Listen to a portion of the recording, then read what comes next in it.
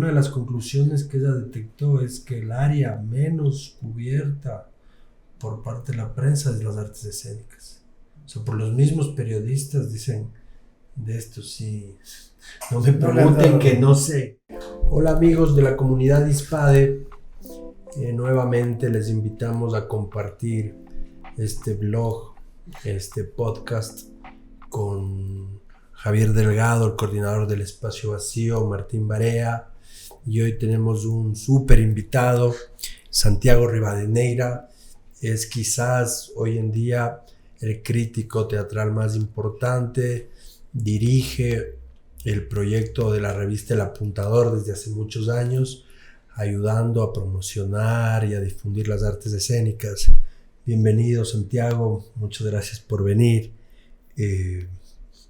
La primera pregunta sería, ¿por qué es importante la crítica teatral en el contexto de Ecuador, donde hay varias complicaciones en los aspectos culturales? Claro. Bueno, muchas gracias por la invitación. Un saludo a todas, a todos, ¿no?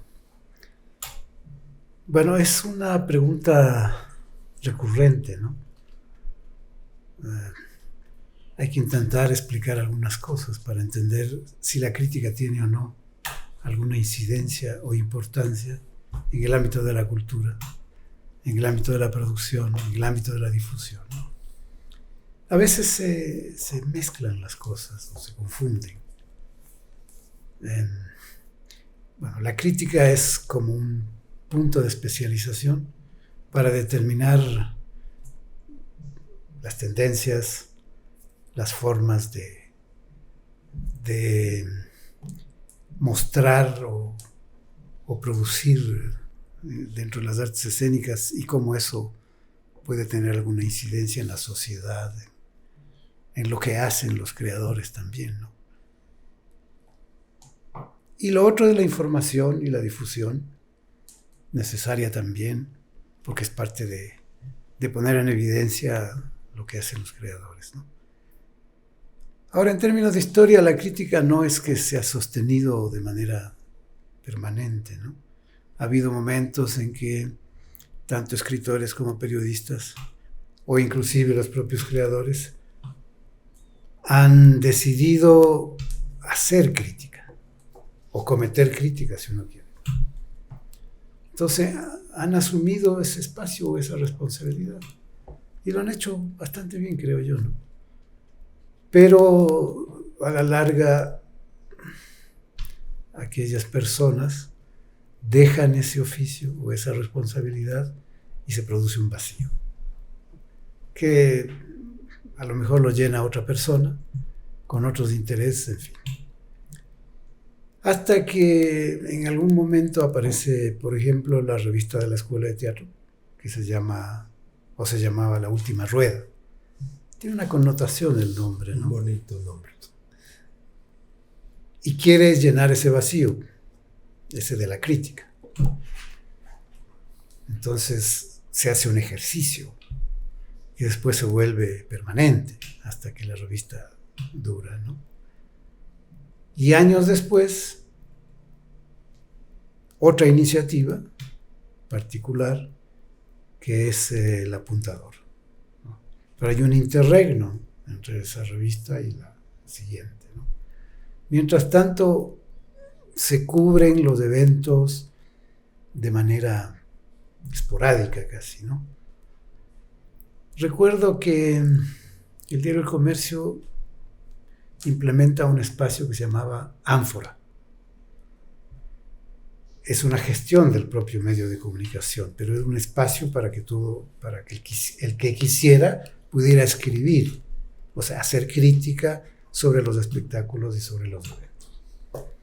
Eso dura un tiempo porque es una iniciativa casi personal del periodista encargado de cultura, que es Rodrigo Villasís, ¿cierto? Pero cuando aparece el Ánfora, bueno, un espacio abierto, no se censuraba para nada, ¿no? Disculpen, ¿qué año, Ánfora? 80. Los 80, más o menos. Entonces, quiero decir, ese espacio da cabida a los que quisieran escribir. La única exigencia es que se escribiera con un cierto cuidado, digamos, ¿no? Y bueno, eso genera una cantidad de debates y discusiones muy interesantes en esa época, ¿no? Y a veces hasta álgidas. ¿Debates de qué tipo? ¿Estético? Claro, estético, artístico, ¿no es cierto? Siempre hay un punto de vista, el crítico ejerce esa potestad, digamos, ¿no es cierto? Y algunos a lo mejor pudimos medio excedernos en la crítica que a veces no se toma como es, ¿no? O como corresponde, de parte de los creadores, ¿no? Bueno, pasa el tiempo y el espacio desaparece. Cuando desaparece el espacio, ya no hay más crítica, pues no hay dónde escribir. Creo que los otros periódicos como El Tiempo, El Hoy, medio reemplazan, El Hoy asume de alguna manera lo que había quedado pendiente. Bueno, ya hay personas que arriesgan su criterio y su punto de vista, ¿no? Y ahí es donde nace El Apuntador. Y ahí nace El Apuntador. ¿Cómo nace El Apuntador? Apuntador? Después de eso, ¿no? Bueno, una iniciativa de Genoveva Mora, ¿no? Si ella pendiente de lo que ocurre con el hecho escénico, ¿no?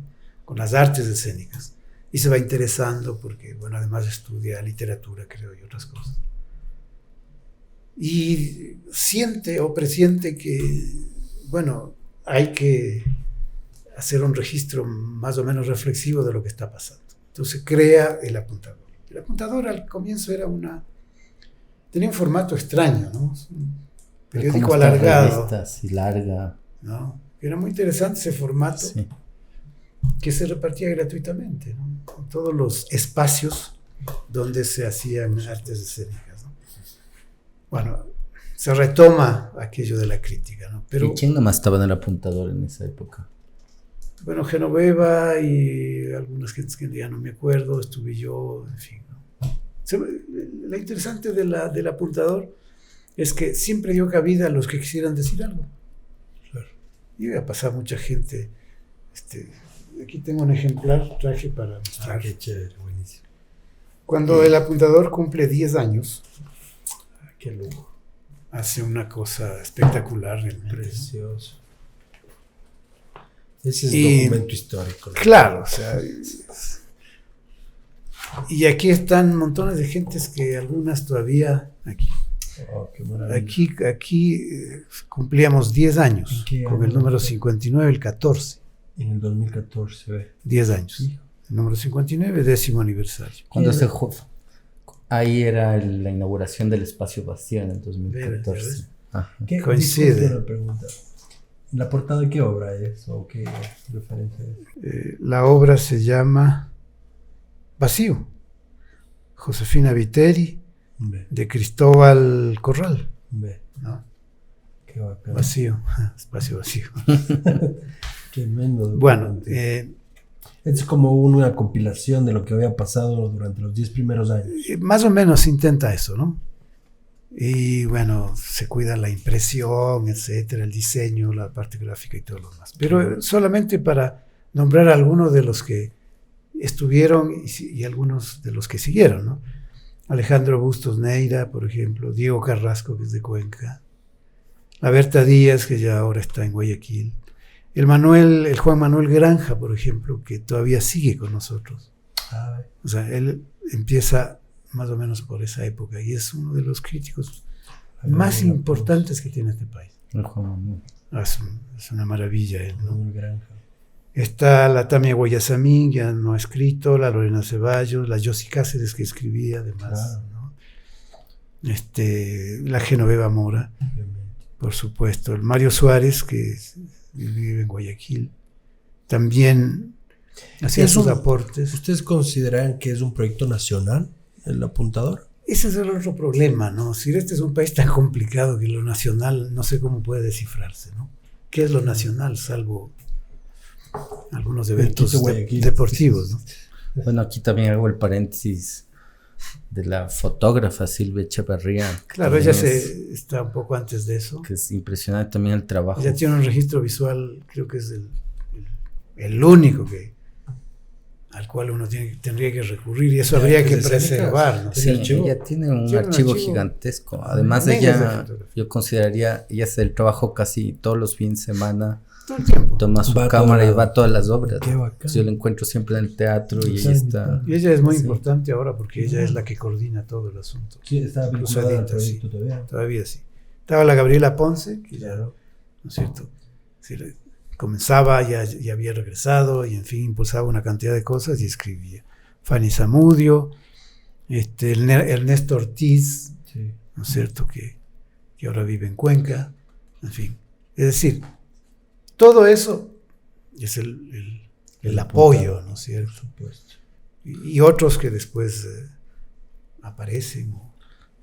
Claro, también un poco el apuntador ha sido una manera de reconstruir la historia teatral dancística del país. Claro. También, lo digo en mi propio caso, cuando intento armar, o sea, por cuestiones tan informales, todo lo que yo había hecho en estos años, y no solo yo, sino muchos artistas. Claro.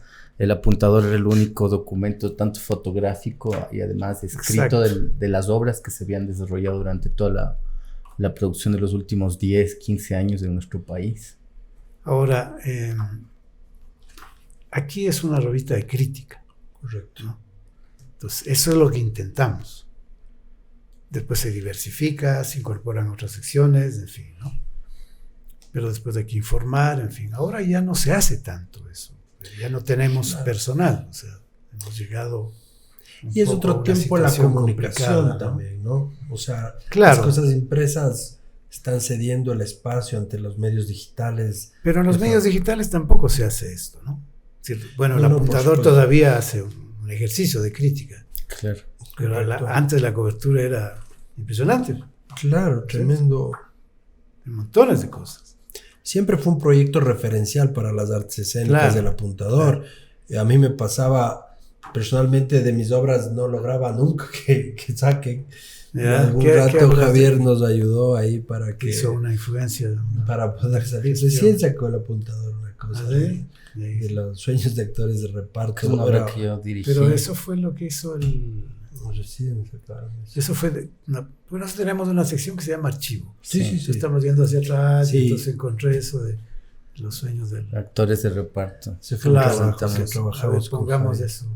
Pero le quería contar en ese aspecto que, claro, para validar un poco el ejercicio profesional de uno, el apuntador tenía que regresarle a ver a uno, porque es un proyecto de esa envergadura. Por lo menos para los artistas sí es importante este proyecto. Yo imagino que para el público que busca información es mucho más. Sí, ahora como, bueno, pues esa parte digital que da más posibilidades de acercarse, ¿no? Es decir, buscar la revista física ya se hace un poco complicado. Pero parte digital sí, uno accede y ve y se vincula con lo que está pasando. Igual leyendo algunos artículos, no solo, yo creo que también rebasa en un momento solo la crítica y también se vuelve una teorización. Es también una teorización sobre lo que sucede en el teatro. Claro. Una teorización sobre lo que está sucediendo ahora en la escena contemporánea. Porque siento que también leyendo muchos artículos se genera teoría importante también. Claro, bueno, un poco la crítica es parte de la teoría o de la reflexión, ¿no? Entonces se asume así. Ahora, uno hace el seguimiento de los procesos y de los momentos a través de la crítica. Y después puede construir un nuevo pensamiento respecto de lo que ha pasado, ¿no? Y seguir con la reflexión, que es lo interesante, ¿no? Porque las cosas se presentan, ¿no es cierto? Ahí está el hecho escénico, va el público, ve, en fin, y hasta ahí llega. Bueno, la crítica tiene, digamos, la preocupación de entender ese momento, para que en lo posterior uno tuviera una referencia mucho más cercana de lo que eso ha producido. Claro. Esa es la idea. Y adicional la crítica. Adicional a esto hay que decir que el arte escénico es un arte del tiempo. No queda un registro. En el aspecto de la crítica cultural, la crítica, el ejercicio del registro escrito de una obra de teatro es como que le permite mantenerse. Esto mismo que que pasó con los sueños de actores de reparto, ¿no? Sí. Lo vuelven a publicar y un poco Claro. digo, sí, esto existió. Pasado, ¿no? Esto existió en realidad, porque Claro. si no, queda obviamente en la retina de la gente que lo vio, si le gustó o no le gustó. Pero al tener un documento, y esto es importante de señalar, al tener un documento referencial para las artes escénicas, nos va contando también un poco, es como que un archivo histórico a la larga, ¿no? Es más que un archivo histórico porque la idea de archivo es ahí queda, ¿no es cierto? Bueno, Ya. eso se supone que se va renovando y va cambiando, pero la idea es volver a esos procesos o a esos momentos que fueron importantes o significativos, o cuánto pudieron incidir en el entorno de ese momento y cuánto de eso puede seguir incidiendo. O sea, por ejemplo, ahora se va a remontar la República Análoga, ¿no es cierto? Correcto, La República Análoga tiene no sé cuántos años, no me acuerdo, pero en uno de esos momentos, Arístides Vargas, el autor del texto, propone como iniciativa compartida. Ahí se suma Mala Hierba, ahí se suma La Trinchera, ahí se suma, creo, alguna gente de Guayaquil, etc. Entonces, a propósito de lo nacional, ¿no es cierto? O sea, de la idea de poder ir integrando los procesos. Así empezó la República Análoga. Después tiene sus variaciones, sus cambios, y ahora se remonta sin el Pepe Rosales, por ejemplo, ¿no es cierto? Entonces Claro, hay que volver a entender qué incidencia tiene ahora esa reposición y cómo se la actualiza. O como vimos ahora recién en Mala Hierba también, ¿no es cierto? Donde están algunos compañeros de danza reponiendo las cosas que hicieron a fines de los 90 y a comienzos de los 2000. Y lo proponen ahora. Claro. Pero ahí hay otro proceso. Y eso resulta interesante también, ¿no es cierto? Si volvemos a lo que se dijo antes respecto de la huesudita, por ejemplo, ¿no es cierto? Había un punto de vista, había un criterio, había una reflexión, pero ahora hay otro. Ahora aparece este nuevo proyecto que me parece importantísimo, pero es parte de las necesidades que van apareciendo. Entonces, ahora hay que pensar no solamente la implementación, sino cómo esa incidencia va a cambiar esa idea de formación, ¿cierto? Sí, justo hablábamos con Gerson hace un rato, y claro, en el Ecuador antes la manera de formar actores era totalmente distinta. Claro. Tenías los talleres, los laboratorios, inclusive lo que conversábamos del teatro ensayo, Claro. eran unas dinámicas alternativas de formación. Y claro, hoy se está ya con esta cuestión de los institutos tecnológicos, se está abriendo como que una puerta para dar otro tipo de formación. El tiempo cambia, ¿no? Esto es son otras indiscutible. exigencias, ¿no? Hay otras, es otra la realidad, ¿no es cierto? Claro. Este registro es importante porque nos muestra, si usted no me deja mentir, el proyecto inicia en los años 90. ¿De la revista? En el 2000, perdón. Sí. Inicia en el 2000.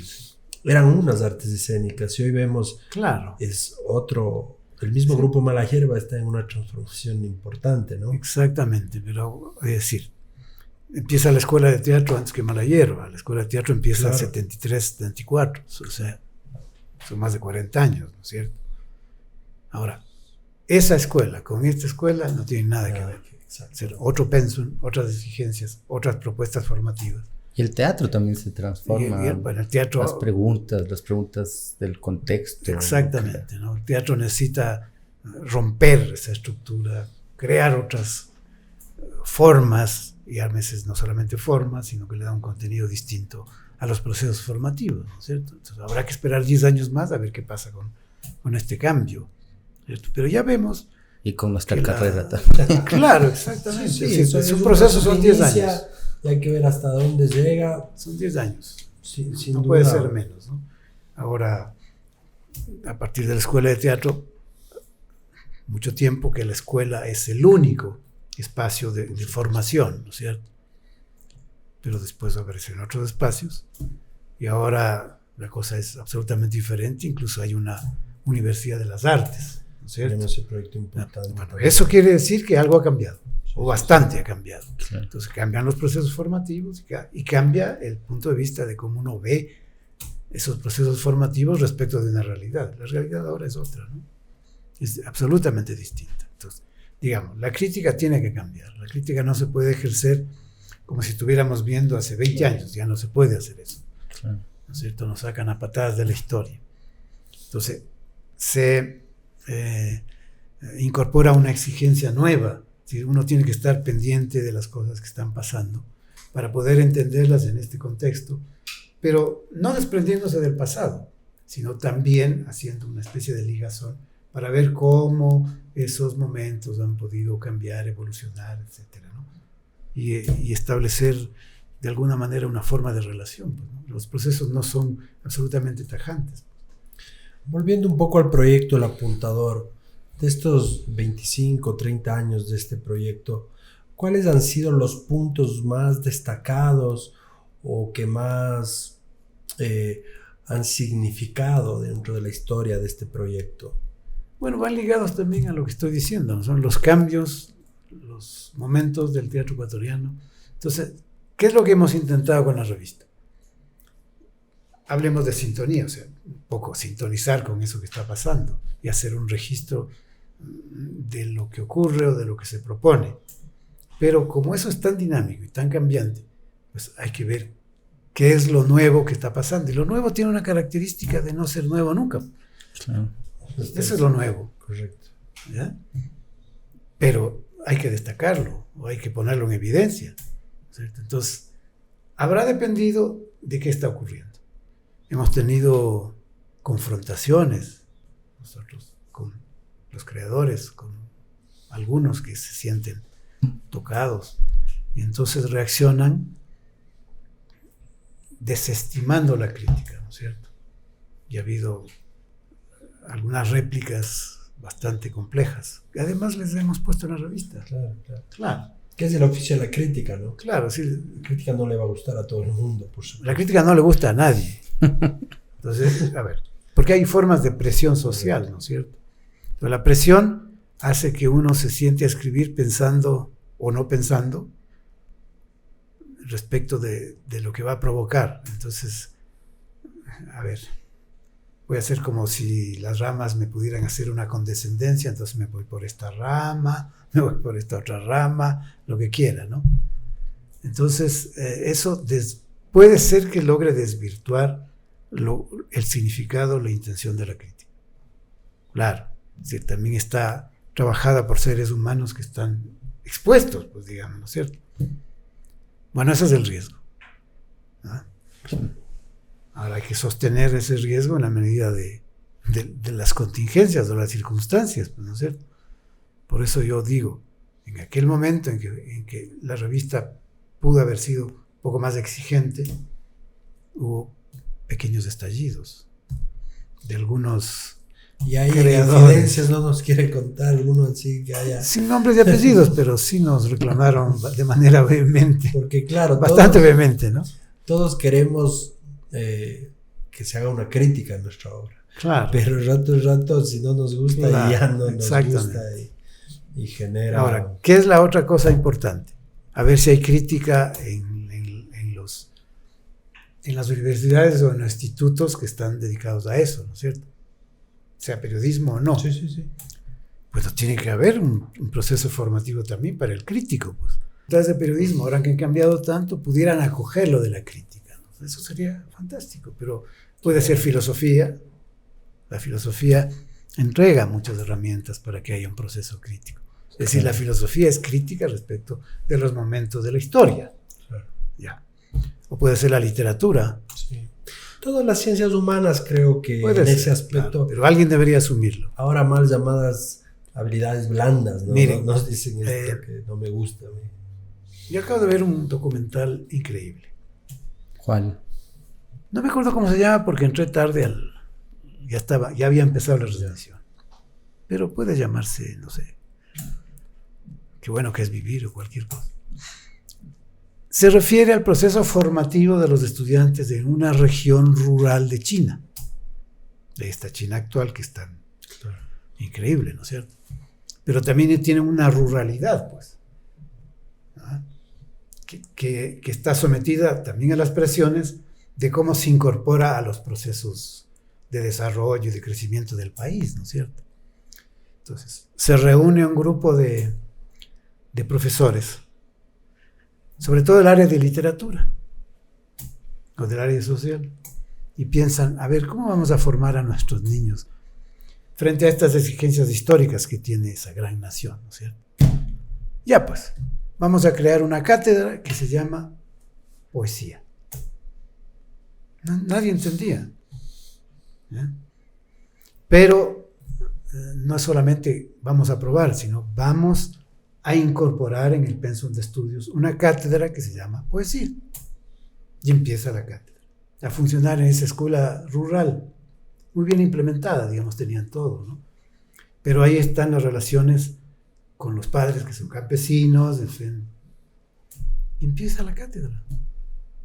Y el documental es cómo la cátedra ayuda a formar al individuo, aunque la poesía no cambie nada, pero la poesía ayuda a cambiar al individuo.